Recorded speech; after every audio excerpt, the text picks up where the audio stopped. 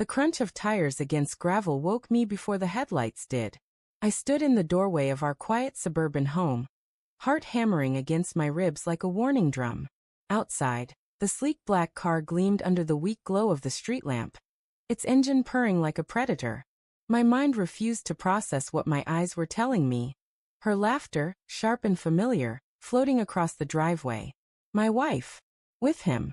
I froze, caught between disbelief and a rising, molten anger. It didn't make sense. She wouldn't, could she? I had reason to trust her. I wanted to trust her. But the laugh, the one she reserved for us, wasn't for me tonight. I crept closer, my stomach twisting into knots as I traced the outlines of the car. The younger man she had mentioned in passing months ago. The one with the fancy job, flashy car, and charm she claimed was innocent admiration, was there leaning against the hood, a smug smile plastered on his face. My breath caught. They didn't notice me at first, wrapped in their own private world of whispered words and half-shared secrets. I could feel the betrayal seeping into my veins, hot and corrosive, as if it had been there all along, just waiting to burn me alive. I wanted to scream. I wanted to run. But I stayed, because I needed to see it. Every detail was a hammer to my chest. The way she tilted her head when he spoke, the brush of her fingers against his hand, the careless way she let him draw her close. I remembered the evenings when she'd smile at me just like that, soft, intimate, like I was the only person in the world. And now that smile was stolen. I stepped back, trying to think, trying to breathe, trying to find some thread of reason. I remembered the small signs, sudden secrecy with her phone, her laughter that seemed rehearsed, the way she spent extra hours at work. I had rationalized them, excused them because I loved her. I had always loved her. But love, it seemed, had been a fragile cage I had built around myself.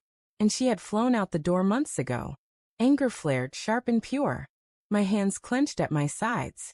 Then I saw the tires, black, expensive, flawless, and the thought came unbidden, impulsive, dangerous.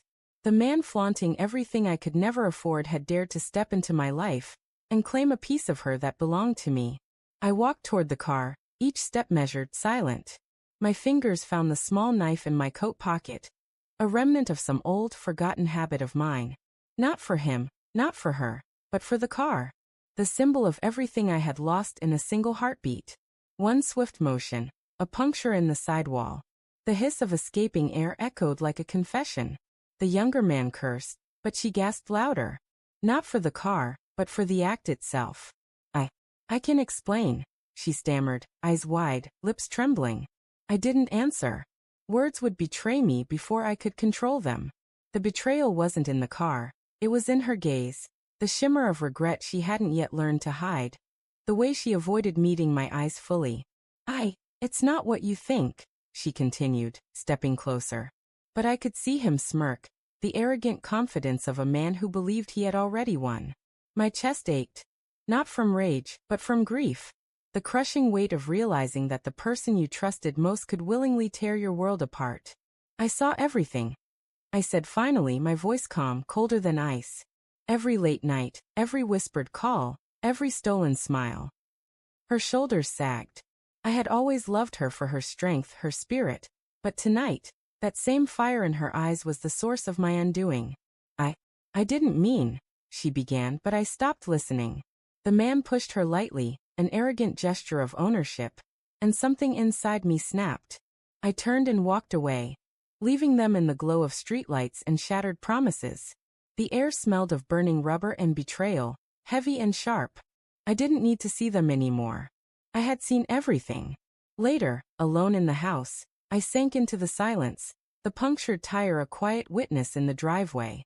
The sound of the hiss still lingered in my ears, mingling with the echo of her laughter.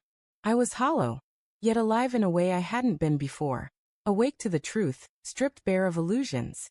I loved her once, fiercely, completely, but love had turned to ashes, and I knew, as I stared at the empty driveway, that trust, once broken, cannot be repaired.